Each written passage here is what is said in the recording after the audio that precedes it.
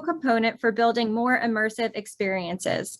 We'll give everyone just another minute or two here, and we will go ahead and get started.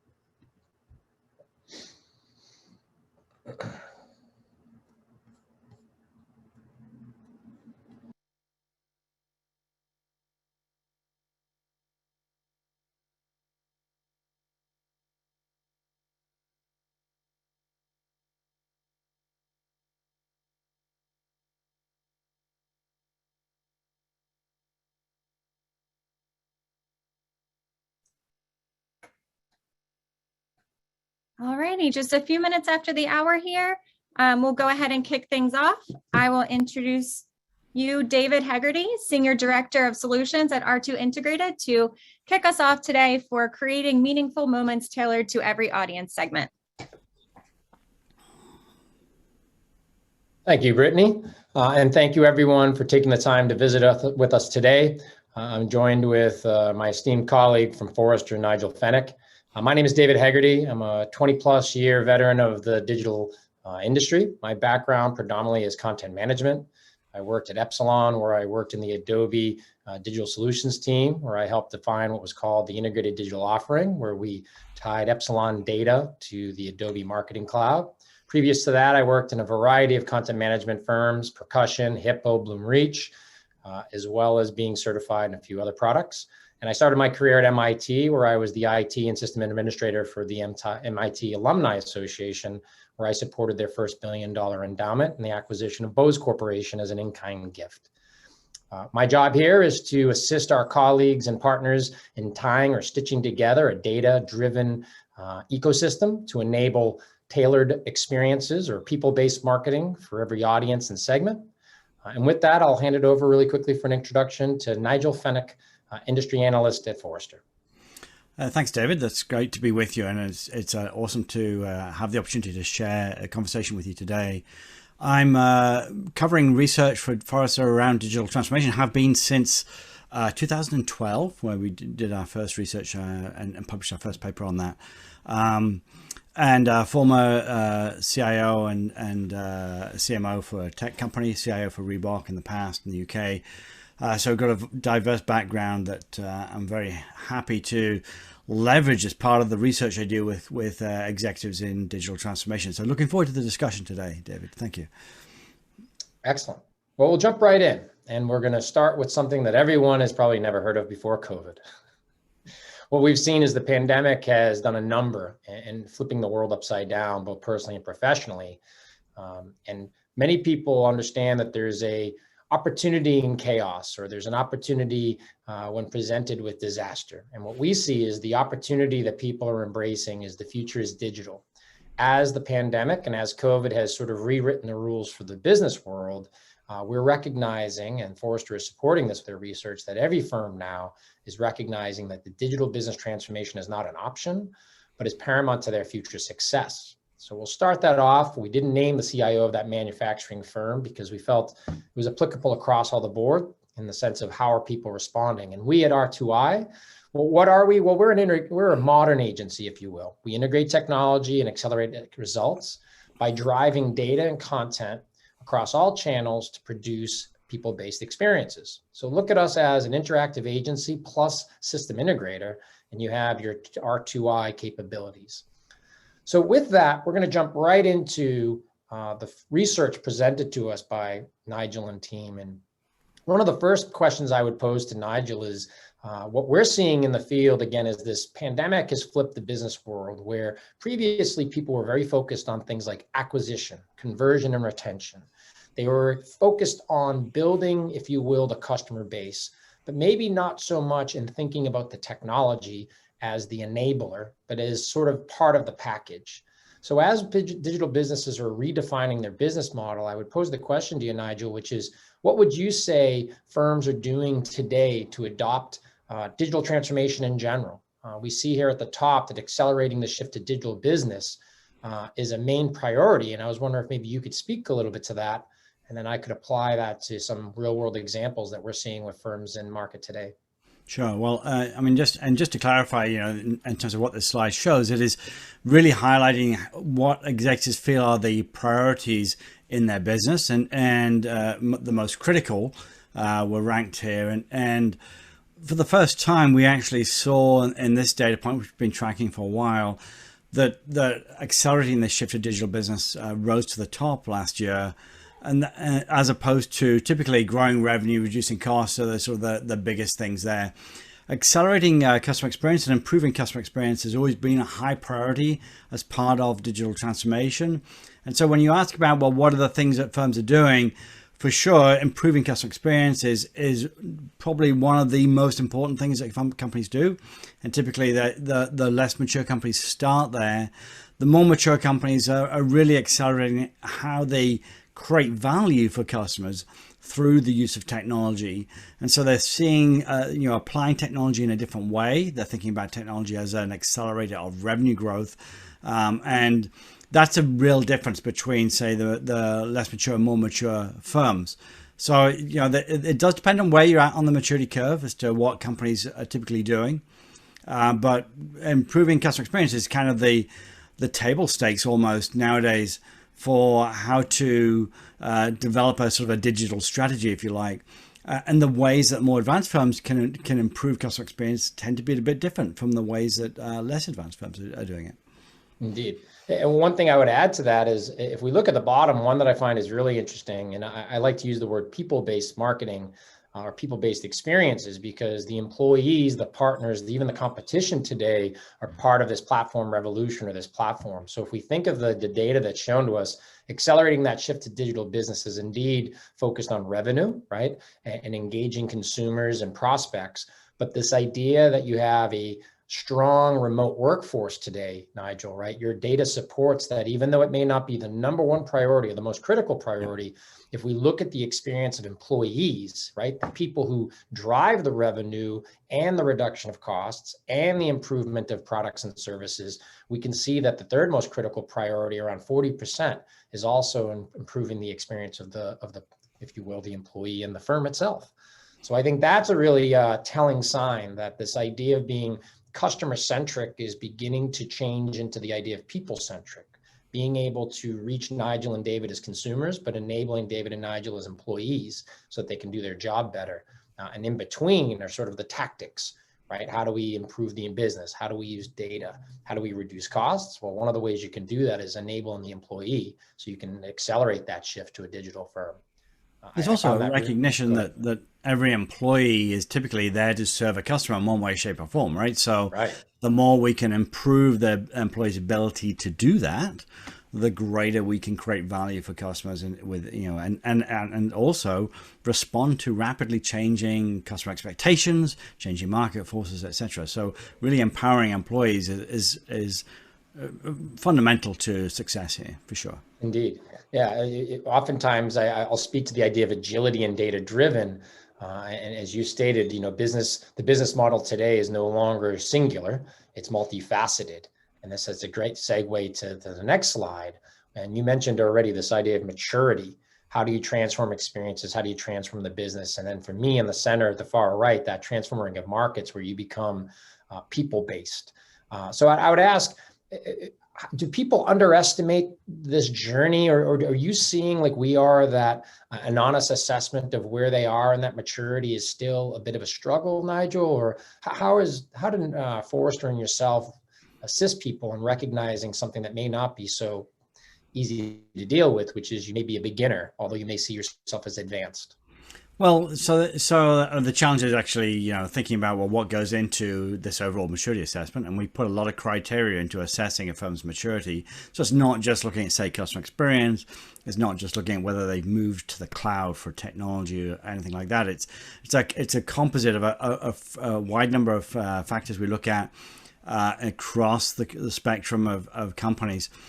And the percentage of advanced firms is increasing, but not very fast. So if I go back to 2013, I think was the first time we published this maturity, the percentage of advanced firms back then was around 16%. The intermediate was more like 30% at that point in time. These are rough numbers, so I can't remember exactly. And so the numbers in the sort of the right side of this are starting to grow a little bit, but they're not growing anywhere near as fast as you might imagine. So, if we wrote our first paper on, why firms needed to accelerate and become a digital business back in 2013, you'd think after 8 years that, there's plenty of time for people to actually get to that level of maturity. But the fact is that those more advanced firms continue to push the envelope in terms of what is possible, what they can do. You think about things like tailoring the experience to the individual customer, being able to create unique customer experiences. That's something the advanced firms are doing much more easily than the beginner firms. So a beginner firm may be creating new digital experiences, maybe actually, doing, say, new direct to customer commerce for a B2B company. But they are typically not as mature across a range of things than the intermediate or advanced firms. And so and the reason why this is a continuum, of course, is because you need to be able to do the blocking and tackling the basics of digital transformation before you can actually do the more advanced things. It's very hard to try and do something that's advanced, that's market changing, when you haven't learned, don't have the DNA inside the organization around how to actually build, say, a digital product, how to manage a digital product, how to run agile more effectively than perhaps just in IT, agile at scale across the organization. There's a lot of different facets in this that go into it, but that's really the big challenge is the maturity is very hard to attain if it keeps moving. If we keep raising the bar, it's very hard to get there. I like the way you brought products and platforms into that conversation, right? How do you become advanced, which is this, you're accepting, or if you will, you're baking into your DNA this view or this philosophy. One of the things that we're working with our customers, and maybe you could speak to this a little bit, and you've already spoken to it, is this idea of agility, but the journey is no longer linear or waterfall, it's omnipresent. And it's also, as you just stated, it's both analog and digital. So taking the learnings and the successes of the past, overlaying this digital enablement layer, so that you can anticipate, if you will, right? We are no longer purely in a push marketing world, but rather in a push and pull. And organizations that are dramatically accelerating this maturity, maybe you could speak to that a little bit on the next slide, is how are those more advanced using it to their advantage, right? And I think this slide is presented by you and Forrester is one that I find really interesting. The year-over-year revenue growth doesn't stipulate that someone in the beginner digital maturity is losing growth. It's just that they do not accelerate their growth as fast. So maybe you could speak a little bit about that. I see it both as cutting costs, raising revenue, and therefore being more profitable. Am I wrong in that assumption? Well, certainly the beginner firms can grow rapidly. There's just not as many of them growing as rapidly as there are the more advanced firms. And that's really what this data point points to. Is that the more advanced, digitally advanced firms, as we measure them, are typically growing at a much faster rate than their beginner counterparts. And part of the reason for that is because the shift from creating, say, new experiences or improving the experience to that right side of that maturity, the maturity curve, where you go for more creating new products and services or disrupting markets, it's typically where you're seeing firms creating new sources of revenue. And fundamentally, what they're doing differently is they're using technology to really focus on how to deliver the outcome the customer wants in a different way. So the less mature approach might be to say, how can we sell more of what we have using digital technologies to be able to figure out how to target marketing better and go sell, just sell more. The more mature approach would be to say, how do we actually understand where the customer wants to get to? And how do we use technology to help the customer get there more effectively? And when we do that, we know that they're going to actually drive greater brand loyalty and buy more products from us. So it's a very different approach in how people strategize around using technology to drive revenue growth. Absolutely. And one of the points that we often make to our partners and prospects is the opportunity, as you just stated, is very much about making the cart or the basket larger, i.e. revenue. And providing more options that are relevant to the behaviors, right? Versus purely expecting to make a singular transaction. There's transactional elements, but there's also non-transactional elements.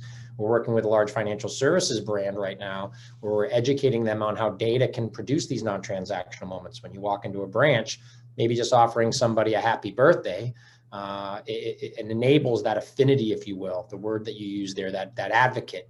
Because when that advocate goes back out into the digital world and says nice things about your brand, that statistically is proven to help raise that revenue growth.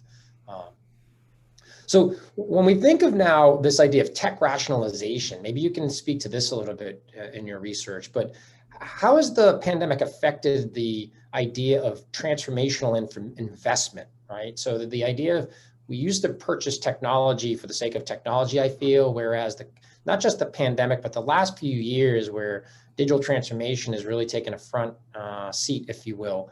Could you speak to a little bit how organizations' investments in digital transformation has really changed over the last year or two, Nigel? Well, and this data point really talks to the impact of COVID. And what we saw here was a big difference between the low maturity companies and the high maturity companies. And the difference was that the companies that are more mature, that were already invested in digital, that had been on this journey for quite a while, essentially doubled down. They understood that they could pivot to becoming virtual much faster, typically, because they'd already done a lot of the work to be able to do that with their employees.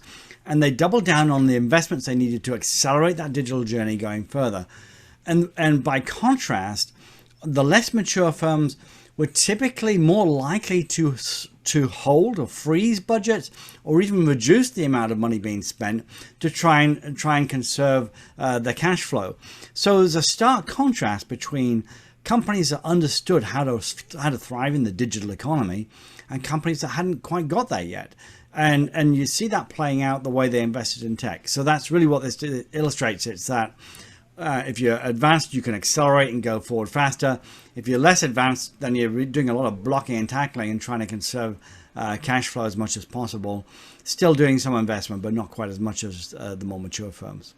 Indeed. And then that leads us to this idea of how do you become customer obsessed? And right now, I think my wife's a nurse practitioner here in Boston at Brigham Women. And I look at these large hospitals and how they are trying to become customer obsessed. But I'm struck with the success of organizations like BetterHelp and Talkspace, who made investments, timing was perfect, made investments, as you stated, in advance of COVID, then accelerated their spend. And with a lot of people struggling with just general health right now during the COVID pandemic, you see this acceleration, the success paradigm for those firms that were heavily invested, where some of the traditional brick and mortar hospitals and health agencies are either holding still, as you stated, or they are embracing this customer obsession. So it's no longer a buzzword, but rather an integral pillar. How does that digital ecosystem come into play based on your research, or how do you predict that will modernize and transform them moving forward? Do you see them transforming, or do you see them modernizing and transforming, if you will, bringing the two together, the old and the new? Yeah, well, this is a different approach. I sort of touched on it a bit earlier, but when you think about what gets rolled into digital transformation, and it's obviously an overused buzzword, but there's a lot of modernization wrapped into digital transformation. So a lot of firms will look to modernize the existing business using technology. So how do we sell more of what we have? How do we actually understand our customers better? How do we get better business insights? How do we create better employee experiences? How do we actually create better customer experiences all around the existing business model? That's essentially modernization. We've been doing that for 30 years. The transformation component typically comes around where you're looking to say, can we build a new source of revenue, or a very different source of revenue, using technology to allow us to deliver that outcome for customers in a different way? And some firms have said, okay, we're going to go down that route. The reality is that firms actually have to do both. They have to modernize the existing business and think about how to transform, how to create that future revenue model and marry the two together. And that's very hard to do, because sometimes those new transformational digital business opportunities are actually very disruptive of the core business. They can challenge the core business, and they can even take revenue out of the existing P&L structure. And that can be very challenging, especially for large multi-billion-dollar corporations. And you get a lot of turf battles play out inside organizations. You only need to look at a company like GE and the challenges they went through when they went down this journey to understand how complex that can be. So it is something that we've been looking at. And I really have come around to the point of view that you have to be able to do both of these. If I went back 4 or 5 years and looked at the research we were publishing, a lot of it was around, okay, you really need to focus on transformation and still do some modernization, but the focus was more on transformation. Now it's very much saying, well, you have to be able to do both of these together. You can't afford to do one or the other. It's figuring out how to run them together. Yeah, we're actually running a project right now with Dreyer's Ice Cream that very much makes this model very relevant in the sense that they're embracing this agile, nimble approach where they have their today business, but they want to move to more of a direct to consumer while not in any way, as you stated, disrupting their traditional distribution channels, right? You don't necessarily buy your Haagen-Dazs directly from Dreyer's. In the future, you will, because there's a need for that in a certain generational element. But people who may not be necessarily pure digital, because this is one thing we have to keep in mind too, is some people are resistant to change. So I actually quite like this slide where you show today's business and the future business has an additive value, right? Which is the digital side, the digital value ecosystem, which allows us to get into this idea of how do organizations embrace technology to become more efficient. And I'd like to ask you a little bit of how are you seeing, or how is Forrester seeing this existing business model using technology more effectively to drive that engagement, both traditional and modern? Well, and what you have here is a sort of an example of the kind of things that are modernization. They get wrapped into modernization. And a lot of firms will look at things like IT transformations and moving to the cloud or putting microservices and APIs around legacy architectures. That's all wrapped into what gets labeled as IT transformation. And that's a core component of modernization. Same with operational transformation. How do we use technology to make the business operations work more effectively, more efficiently?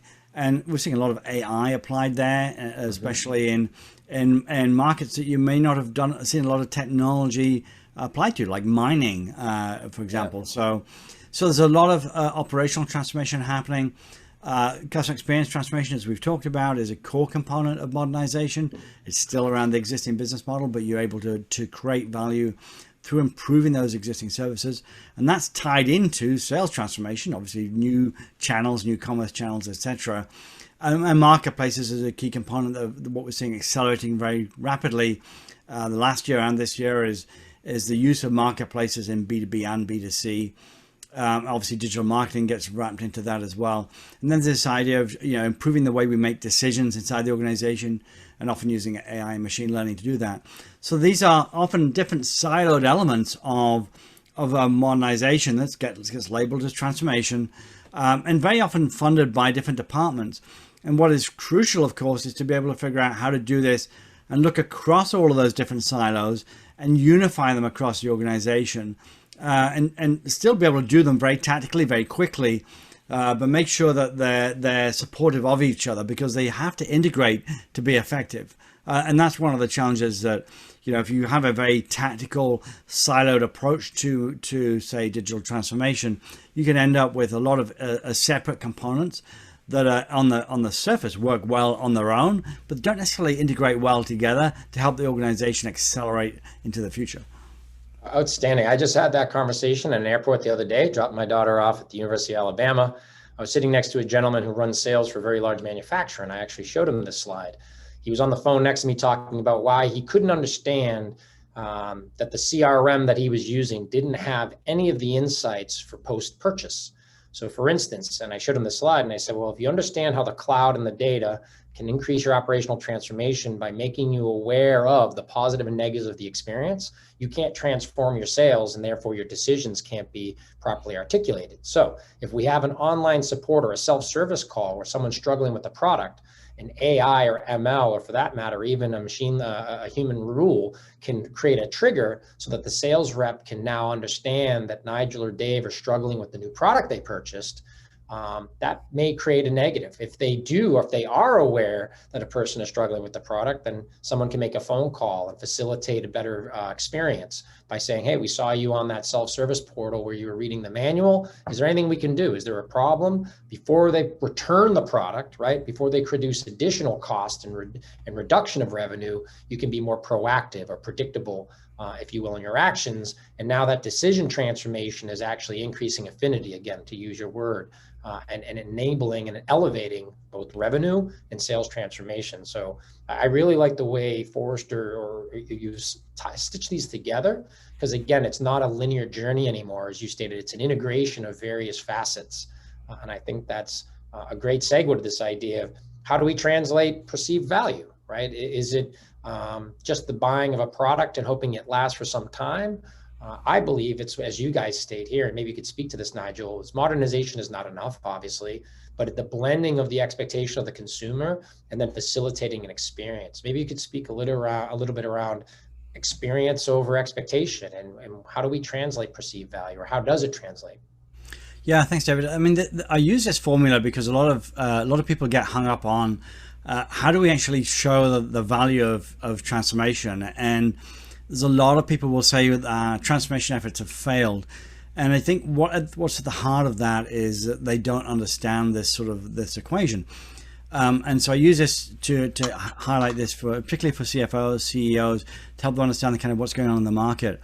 If you put numbers in here, so the customer's experience over the customer's expectations, let's say it's a 100 over 100, it's a perceived value of 1.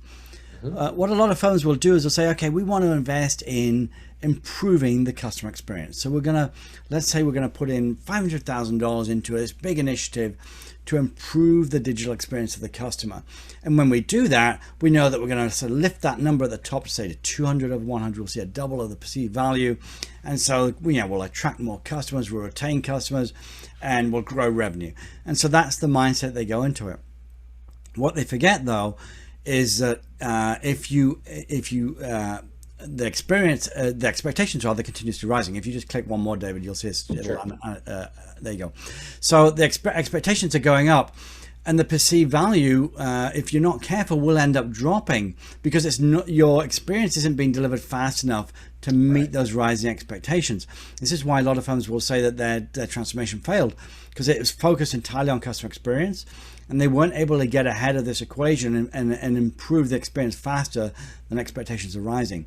This is one of the reasons why agility and speed are so critical, because you have to be able to get the experience delivered to market faster than the expectations are rising. And the expectations are rising not just based on your own firm's ability to do something. They're being set by the Amazons or the Netflix of the world, the Disneys of the world, because we're all consumers, whether it's in B2B or B2C. Every employee's consuming these different experiences, these digital experiences in our lives, and they start to shape our expectations. They shape our expectations about what's possible from a consumer perspective, but also what we should expect from a business partner perspective. And if I can have an experience on Amazon that allows me to do one thing, why can't I have that same experience with a vendor at work to allow me to do a similar kind of experience? So the expectations are going up very, very quickly. And this is why modernization isn't enough on its own, because if you just focus on improving the experience, it's very hard to actually get ahead of this expectation equation and maintain that sustained perceived value. It also talks to the fact that you have to continuously invest in improving the experience in order to just keep the equation in balance. If you're not continuously investing, you will see this drop off of perceived value. And a lot of firms will take a project approach. So they'll say, okay, we're going to invest this much this year in customer experience, and then we'll figure out our investment strategy for next year. And so that'll be a project. And once that project's done, we'll move off and do something else.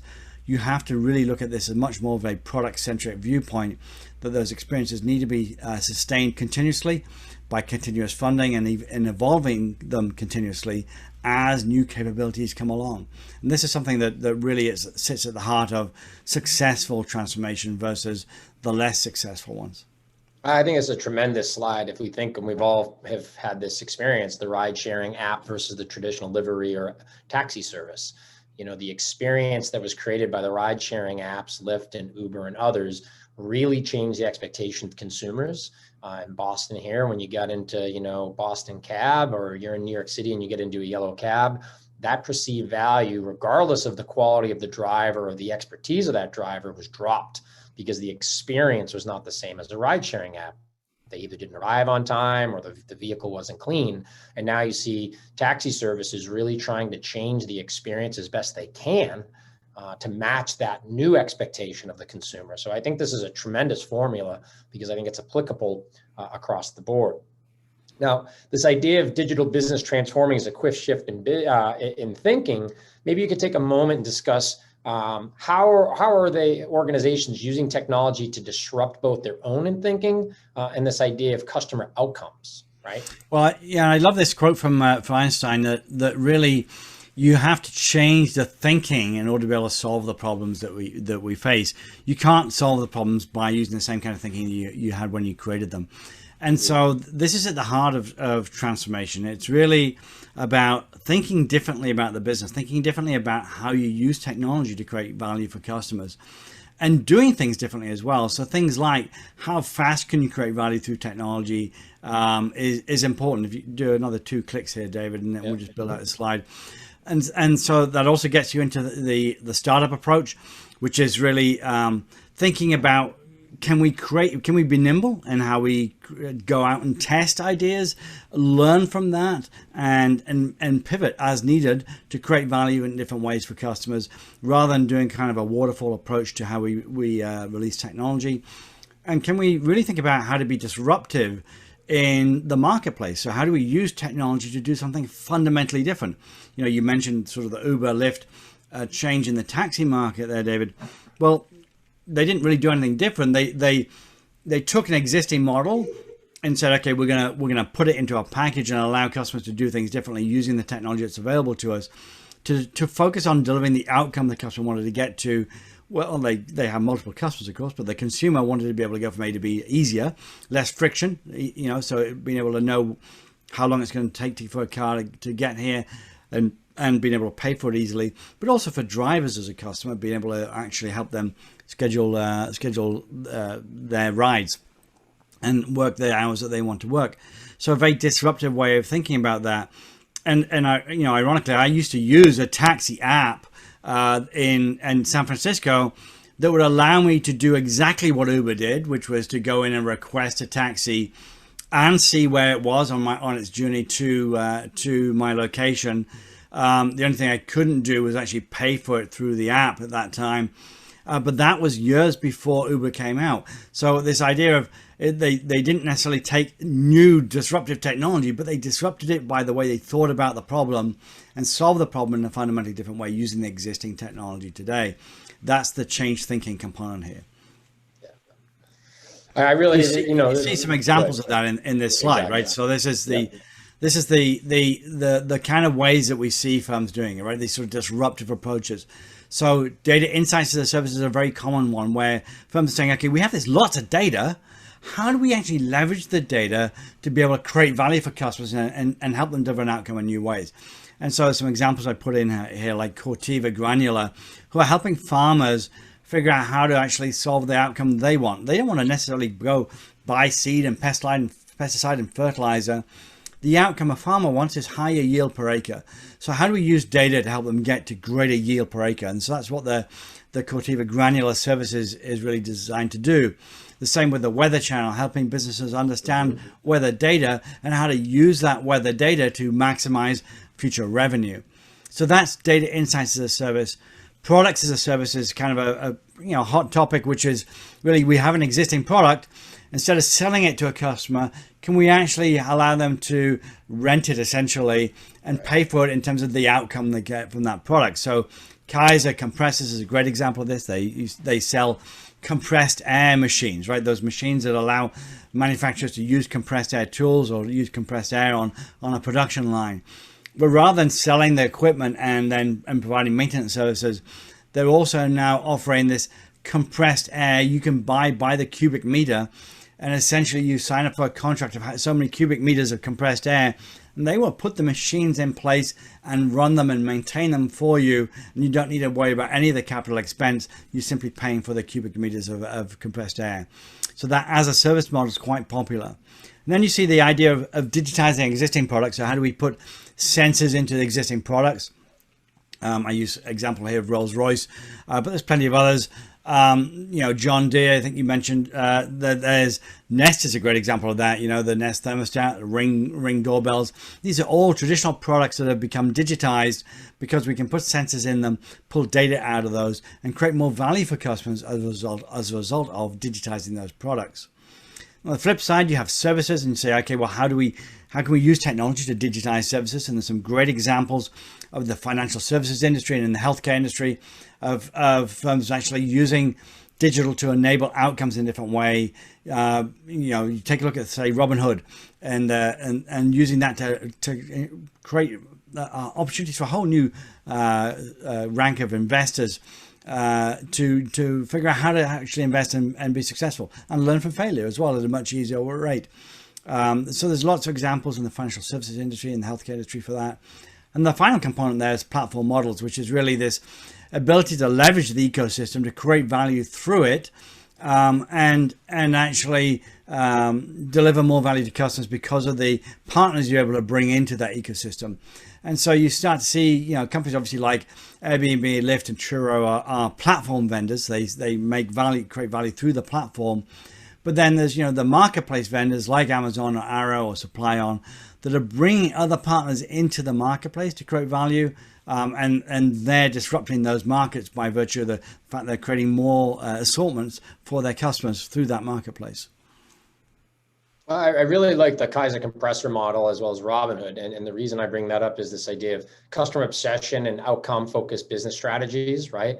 Creating a new source of customer value, but also creating a new revenue stream. If you take your example of Kaiser compressed air capabilities, think of all the organizations that could not afford that capital expense to buy the infrastructure, but by virtue of being able to rent it, they now can get into the market. And of course, Kaiser gains additional revenue. The same for Robinhood.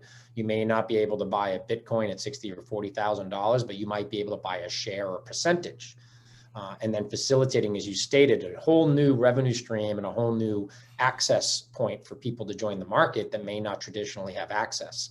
And then my favorite is the idea of this digitized hardware where your refrigerator, your microwave, and this drove me crazy for years, where the light bulb in your microwave would go out. Well, you no longer have that problem of trying to find it. You can touch the screen. It can tell you actually if it's at Lowe's or Home Depot or Ace Hardware, and they can even pre-order it for you so that it's there when you arrive. And I think that all comes back to not only being a customer obsessed and producing an experience, but facilitating a transaction that doesn't feel as if it's pushed on us. I don't know if you agree there, Nigel, but it feels very authentic versus asking me would I like a light bulb after the light bulb has been purchased.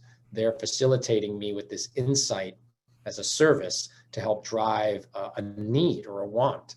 And now is using tech to enable that greater revenue stream, but more importantly, creating customer value. So again, a tremendous slide and stitching it together. Well, I remember when we were chatting earlier, David, we talked about the fact that, getting how many of us have actually bought a coffee and then got a coupon for something from the coffee shop after we bought the coffee, right? So, same kind of thing. Yeah, there's nothing worse. It just happened to me a moment ago. Bought a bicycle for my daughter, and now I go online and people are asking me if I'd like to buy a bicycle. Well, the flip side is there's another firm that sent me an email asking me if I'd like a helmet and lights and all the peripheral elements that are required for my daughter to ride her bicycle. That's a disruptive experience. It's a better experience, but it's disruptive because it's changing the way those big box stores are engaging me. And this smaller store clearly has made an investment, as you stated. They doubled down and they produce a better experience. And my customer value, that expectation is higher now, right? And that perceived value is higher because they know me authentically versus asking me if I'd like to buy a bicycle after I just purchased a bicycle. So creating that customer obsessed, that new source of revenue leads us to this. Is revenue primarily for technology's sake, or are they creating value to customers based on, this idea of delivering a better outcome? Could you speak a little bit to this slide and what it represents around modernization by digital and what the digital business becomes by becoming technical focused and obviously increasing that customer value prop? Yeah, so this one, David, is really just highlighting the fact that as you look at the sort of the things that we see in modernization versus that transformation, there are things that can be done in modernization that are enormously valuable, like building these better experiences, like improving, focusing on customer experience and efficiency, and automating by adding sort of these bolt-on experiences to the existing business model, or improving the operating platform of the technology. All of these have value, but they tend to be very different from what we see in those more advanced firms, where they are thinking about how do we actually create these disruptive experiences, or rather than driving cost efficiency, can we focus digital on driving revenue growth and really measure that revenue growth, understand what the metrics are we're going to target and how to measure that. And then, moving from, say, the bolt-on approach, which is, take the existing business model and improve it, to are there new ways, the Kaiser Compressor way, right? So the new paths to get to the outcome for the customers. And that shift from technology being just the operating platform of the business to it's a source of creating customer value in the future. So we're going to think about technology much more as a strategic tool than a cost center inside the business. So would you say, Nigel, that, or I guess the question I would pose is, are digital businesses becoming, or are they evolving into ecosystem businesses? As we talk about this idea of the advanced firm reinventing the business, maybe you could speak a little to that. One of the things I'm struck by as a term you used is this ecosystem as a business, right? The being able to stitch all of the business units together to facilitate a goal, which is customer obsession, versus having purely a technology silo approach. The website was there to serve up content, and if you couldn't find it, that was your fault. Whereas now organizations are using data to be relevant, so that Nigel has an experience that's separate from David. Even though they have a website, you and I both see different experiences based on the data they have. Maybe you could speak to, go ahead. I was going to say, if you skip to slide 20, David, and that really talks on the ecosystem component, the key to this is that we've gone from the sort of a linear supply chain approach to the business model to this much more nimble ecosystem, where we're really looking at which things do we need to do inside the organization, and where can we leverage partners to help us accelerate bringing some value to customers. And that we don't need to do everything inside the organization. We can actually use APIs to actually bring data in from partners and share that data with customers. We can use insights and data from our partners to understand more about our customers, because we have shared customers. And so the ecosystem becomes a way of connecting into what matters to the customer, for all the players in the ecosystem to understand what matters to the customer, and to each add some value into that component, that ecosystem. And by virtue of adding some value, the entire ecosystem creates more value for the customer. And so it's a win-win scenario. And we start to see many companies that were typically competitors actually forming alliances to say, how do we work together to create more value for customers? So this idea of being frenemies, working together towards solving a problem for the customer. But also companies becoming much more open to how partners can help create value. How can we use partners to accelerate value for customers? How do we use partners to accelerate how fast we can bring a disruptive experience to a customer, or disruptive outcome to a customer? And so the speed and time to value becomes really critical.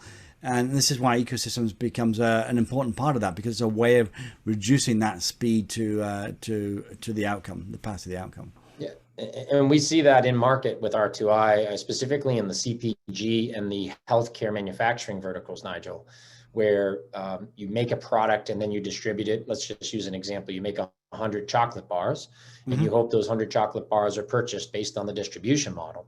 And now oftentimes at CPG and in medical device, you can't actually successfully, or you were not able to successfully direct to consumer market. But with this frenemy sort of integration with your distribution partners, you now can have a better understanding of how many chocolate bars are purchased. So for instance, if you know that one place is only going to need 80, you don't send them 100 and have 20 go bad and lose your profit in your revenue, but rather you are doing more of a product on demand, as you were referring, right? The product as a service. It applies even to chocolate bars now, where as inventory control mechanisms are enabling insights, organizations can produce and use and order those raw materials to produce an output that really focuses in, or I should say solidifies the focus of this nimble business ecosystem, right? Where the distributor or the farm that is selling that product to the consumer is now sharing data that they typically would keep within the four walls with the manufacturer, so that they don't buy or receive too much inventory, but rather that the expensive real estate they have is properly allocated to the solutions that they need for their consumers. So you have this interesting dynamic between the supply chain, the retailer, and the consumer working in concert with the production and manufacturers, believe it or not. It even goes back to this idea of the refrigerator and the microwave being intelligent and letting us know how much life is left in that hardware before Home Depot or Lowe's or some other distributor buys 100 more microwaves. Yeah, and if you think about sort of the things like digital washing machine, okay, washing machines are, laundress machines. Why do I need to digitize it? But if you can actually improve the quality of the wash, the cleanliness of the wash, or the whiteness of the wash, then that has value to a customer. If you can provide the ability for a customer to predict when a wash is going to finish so they can organize their day more effectively, or to delay start on a wash to a particular time to now allow it to finish when you're ready to actually move it over, etc. All of these things can have value to a customer, and so being able to provide that digital component can create that added value. So these are all ways that companies are looking at adding value to their existing product lines. And that touches on a little bit this idea of the theory of co-innovation, right? We're kind of dancing around it a little bit, but you have it right here at number 3, how innovation through software will drive significant competitive advantage. Yeah. Do you also include that idea of the theory of co-innovation there? That we'll use the example of the washer or the chocolate bar being made. And maybe you could speak to this idea. And there's 2 things we're talking about here: co-innovation, right? Mm-hmm. How that nimble business model is enabling innovation, but it's also enabling customer expectations to shift towards brands' focus on delivering that outcome they value, right? And then maybe you could talk a little bit about that pandemic shift and how it's changed technology and business, I believe, forever. Yeah, so the co-innovation component is really is sort of an accelerator, right? So if you have to think about delivering something differently, or think about the market differently, and apply technology, especially emerging technologies like AI, machine learning, where you don't have necessarily deep expertise inside the organization, to be able to deliver something differently for a customer, or to improve the way we understand about how we understand customers, or how to create a different experience, then being able to partner with a company that has that expertise can allow a firm to get to that value point much faster. And remember the equation, this is all about keeping that equation in balance or getting ahead of it. And so being able to do that before competitors do it, so you're not catching up, but you're actually staying ahead, becomes a key component of that. So this co-innovation is all about how you're using partners, vendor partners, ecosystem partners, to provide data, insights, understanding of what customers want, but also expertise on how to actually do something to accelerate that time to value. So that's definitely a core component of what we're seeing shift in the market. And so that kind of gets to, these 5 points here, really the things that we're seeing shift in terms of COVID, there's expectations shifting towards brands that deliver the outcome they value. So that ties to this notion of can you deliver the outcome rather than just sell me a product, right? Mm-hmm. Go back to, do I want to buy a drill, or do I actually want the hole the drill produces? And so understand what outcome I'm trying to get to, and help me figure out how to get to that outcome. And you start to see that in a lot of places like, DIY stores, providing videos on how to do something, how to build something, or even in-store experiences about how to do something. That sort of coaching and training capability sort of replicates what a lot of customers are doing through YouTube. They're going and finding videos on how to do something. So helping me figure out how to get to the outcome. And then the value relationship with a customer then becomes more solidified between the brand and the customer, because of that understanding of that brand is helping me get to the outcome that I value. They understand me. And so that's sort of that direct value-based relationship. The innovation through software is really this understanding that in the digital world we're in, you have to be able to drive an approach to creating value through software that is much more akin to a software company, and how a software company runs, and the operating model they have. And that's really where the competitive advantage is in the future. We talked about investing in employees as a way of actually mastering these benefits and attracting talent in the future. And then that ability to retire the technical debt. A lot of legacy firms, a lot of big companies have a massive amount of technology debt built up over the last 30 years. Using this opportunity to move to the cloud and retire that technology debt, not just by shift and lift and shift to the cloud, but really re-engineering for the cloud to actually make it much more of a cloud-centric business is a key component of that shift. Well, I really love that conversation, especially when it comes back to this idea of knowledge management, the video enabling people who are trying to drill a hole versus buying a drill, right? So companies are going to need strategy and implementation to accelerate that innovation. But this co-innovation, if you will, is orchestrating the value of the ecosystem. So in the sake of time, I don't know if that's a good place for us maybe to pause and take some questions, Nigel, if you're open to it. It seems like we've got a few here. Not sure if Brittany is on with us as well, but let me see what we have in the chat. I think we had about 6 of them in here. I have to be honest, I have not been watching them. Yep, no, neither have I, so I apologize. But we would love to have, if there's any questions maybe people can pose, or if there are any comments to be made before we all go surfing here back in our digital world. We'd be very open to that. We've got about 8 minutes left in the conversation at the fireside chat, if you will. And I don't know if Brittany, if you're there, if you can see any coming through. Yep, I'm on here. So I'm going to go ahead at this time and allow our guests to unmute themselves if they'd like.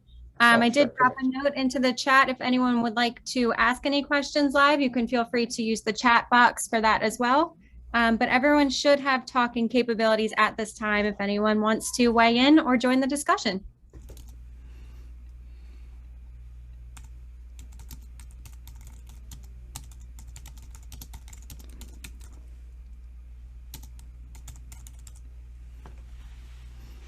We got one chat coming through, it looks like.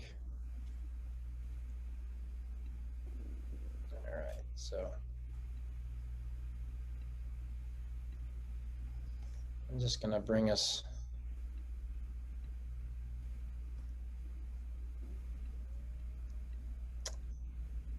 So maybe, Nigel, what I can do is I can just sort of wrap it up with the final overview, right? This idea of integrated technology, accelerated results, who we are at R2I, design, build, and activate, right? So this idea of value realization, all of the talk points today that Nigel has highlighted and is supported through his data from Forrester. It's what's core to our heart and core to our business. The idea of integrating data to drive creative across all channels, experiential design, people-based marketing. We're very much in that business. If there's anything we can do to assist, we'd love to speak with any of you to help you on your journey, as would my colleague and dear partner today, Nigel Fenwick, who, as I stated, is a vice president and principal analyst at Forrester and knows this business intimately. Strong leader at Forrester. They're an organization, obviously, that's a world-class leader in digital transformation. But Nigel himself, as you can tell today, is an expert and a bold leader in this field. So